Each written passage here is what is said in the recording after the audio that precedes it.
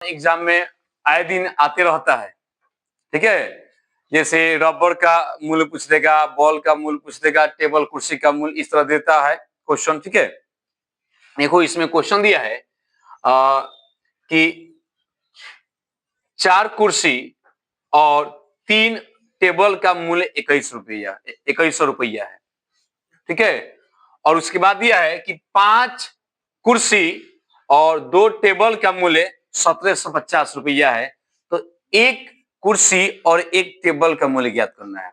तो इस तरीके का जब भी क्वेश्चन आए ना, तो जो पूछ रहा है लास्ट में उसको एक्स और वाई मानेंगे। जैसे पूछ रहा है कि एक कुर्सी का मूल्य, मानेंगे कि एक कुर्सी का कीमत बराबर x रुपया और एक टेबल का कीमत बराबर y रुपया। अब एक का कीमत x रुपया है तो दो का पूछेगा तो 2x हो जाएगा, 3 कुर्सी का पूछेगा तो 3x हो जाएगा, 4 कुर्सी का पूछेगा तो 4x हो जाएगा।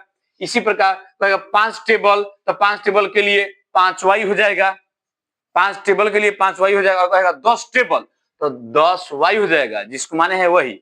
अब देखो यहाँ पर तो कह रहे 4 टेबल, तो 4 टेबल के लिए 4x हो जाएगा, 4 टेबल नहीं 4 कुर्सी, तो 4 कुर्सी के लिए हो जाएगा 4x। 4 कुर्सी और 3 टेबल, ये दोनों का मूल्य जोड़ दिया जाता है तो हमारा 21 रुपया आता है। इसलिए 4x प्लस 3y बराबर जोड़ करके 21 कर दिए, ठीक है। पुनः प्रश्न में कह रहा है कि 5 कुर्सी तो अब 5x हो जाएगा और 2 टेबल तो 2y हो जाएगा। यहाँ पर का मूल्य यानी कि दोनों को जोड़ करके 1750 रुपया है। तो कह रहा है कि एक कुर्सी और एक टेबल का मूल्य ज्ञात करना है, यानी एगो x का मान निकाल देना है, एक y का मान निकाल देना है। जब x का मान आएगा तो एक कुर्सी का कीमत आएगा और y का मान आएगा तो एक टेबल का कीमत आएगा। तो इसमें क्या किया, दोनों समीकरण आ गया। अब यहाँ पर हमको या तो x वाला को कटाना होता है चाहे y वाला को कटाना होता है। अब यहाँ पर तो ये दोनों बराबर नहीं है, जिसके कारण इसको घटाकर कटा दें तो सबसे पहले इसको बराबर करेंगे। बराबर करने के लिए इसमें कर देंगे 2 से गुना तो 6 हो जाएगा, 6y हो जाएगा। और समीकरण 2 में जो है वो 3 से गुना कर देंगे तो इसमें भी 6y हो जाएगा। और चूंकि दोनों 6y हो गया, प्लस प्लस है तो कटेगा नहीं, तो पहला में से दूसरा को घटा लेंगे। यही भाषा लिखे हैं। समीकरण 1 में 2 से तथा 2 में 3 से गुना कर घटाने पर, पहले गुना करेंगे तब घटाएंगे। तो 1 में 2 से किए हैं, यहाँ पर 8x हो जाएगा, यहाँ पर 6y हो जाएगा और 2100 गुने 2 तो 4200। तो ये हो गया समीकरण। 1 में 2 से गुना कर लिए। अब 2 में 3 से करेंगे तो 3 पचे 15x, 3 दूना 6y और 1750 में 3 से गुना करेंगे तो 5250 हो जाएगा, ठीक है।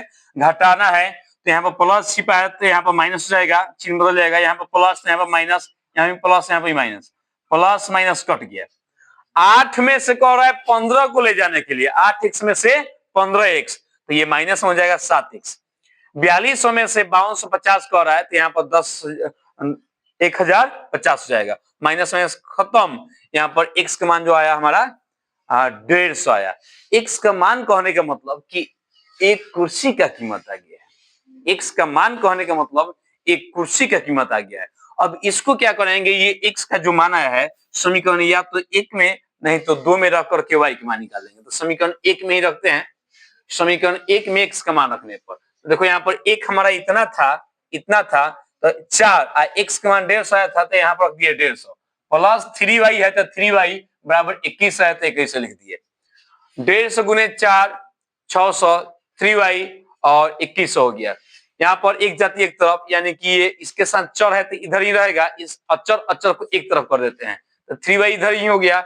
600 प्लस में है तो उधर जाकर माइनस में 600 आएगा, 600 प्लस में तो जाकर उधर माइनस में आएगा। और देखो 3y 2100 में से 600 गया 1500, अब ये कट जाएगा 512 में, यानी कि टेबल का जो कीमत है वो 500 रुपया आया। एक टेबल का कीमत 500 रुपया आया, यानी कि कुर्सी के मूल्य से टेबल का मूल्य ज्यादा है। कितना ज्यादा है तो 350 रुपया ज्यादा है। यहाँ पर लिख देंगे अतः एक कुर्सी की कीमत 150 रुपया और एक टेबल का कीमत यानी कि y 500 रुपया है, ठीक है। यानी दोनों का कीमत आ गया और दोनों का पूछता कि जोड़कर कितना लगेगा तो 650 हो जाएगा, ठीक है। ये अलग अलग एक एक का दाम है।